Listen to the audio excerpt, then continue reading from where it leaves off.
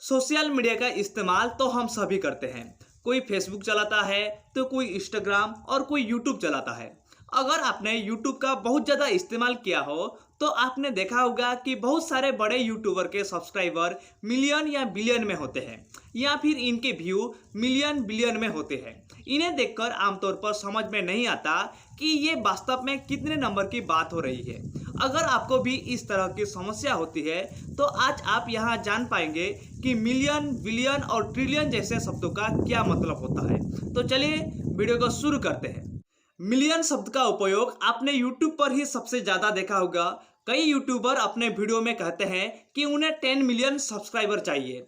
कोई कहता है कि मुझे 1 मिलियन व्यू चाहिए। आमतौर पर सबसे ज़्यादा मिलियन शब्दों का उपयोग यूट्यूब पर ही देखा जाता है, लेकिन मिलियन, बिलियन और ट्रिलियन जैसे शब्दों का प्रयोग नंबर या अंक को बताने के लिए किया जाता है जो बहुत बड़े होते हैं। जैसे अंबानी की संपत्ति को बताने के लिए बिलियन शब्दों का प्रयोग होता है। किसी देश की जीडीपी को बताने के लिए ट्रिलियन का उपयोग होता है। ये ठीक उसी तरह ही है जिस तरह हम हजार, लाख और करोड़ का उपयोग करते हैं। 1 मिलियन का मतलब होता है 10 लाख। यानी जब कोई यूट्यूबर ये बोलता है कि उसके 1 मिलियन सब्सक्राइबर हो गए हैं तो मतलब उसके 10 लाख सब्सक्राइबर हो गए हैं।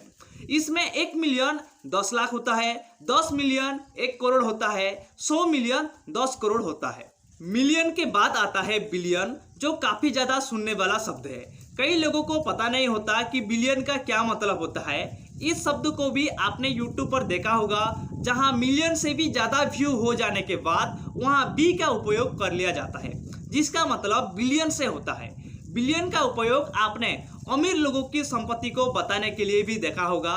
जैसे दुनिया की सबसे अमीर व्यक्ति जेफ बेजोस की संपत्ति 190 बिलियन के आसपास है। अगर कहीं पर बिलियन का उपयोग किया जा रहा है तो 1 बिलियन का मतलब होता है 1 अरब यानी 100 करोड़। जैसे जेफ बेजोस की कुल संपत्ति 190 बिलियन के आसपास है तो उनकी संपत्ति 190 अरब डॉलर के आसपास है। इसमें 1 बिलियन का मतलब होता है 100 करोड़ या 1 अरब होता है। 5 बिलियन मतलब 500 करोड़ या 5 अरब होता है। 10 बिलियन मतलब 1000 करोड़ या 10 अरब होता है। 100 बिलियन मतलब 10,000 करोड़ या 100 अरब होता है। तीसरा शब्द ट्रिलियन है, जिसे आपने काफ़ी सुना होगा। लॉकडाउन लगने से पहले प्रधानमंत्री मोदी ने कहा था कि वो साल 2024 तक भारत की अर्थव्यवस्था को 5 ट्रिलियन डॉलर तक ले जाना चाहते हैं। तब आपके दिमाग में भी आया होगा कि ट्रिलियन के अंदर कितने जीरो होते होंगे, या फिर हमारे भाषा में इसे कहाँ तक गिना जाता है।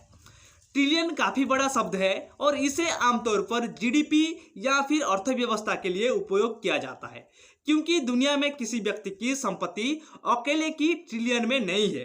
ट्रिलियन में किसी देश की इकोनॉमी हो सकती है।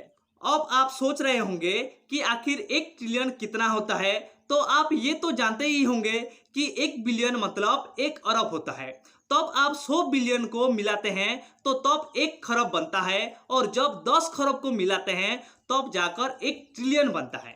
यानी करीब 1000 बिलियन से मिलकर 1 ट्रिलियन बनता है।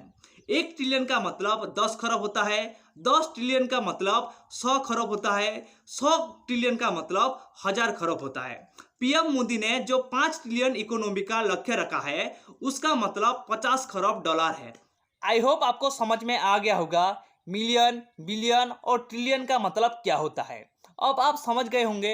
इन्हें आप सिंपल तरीके से याद रखें कि 1 मिलियन 10 लाख, 1 बिलियन 1 अरब, 1 ट्रिलियन 10 खरब।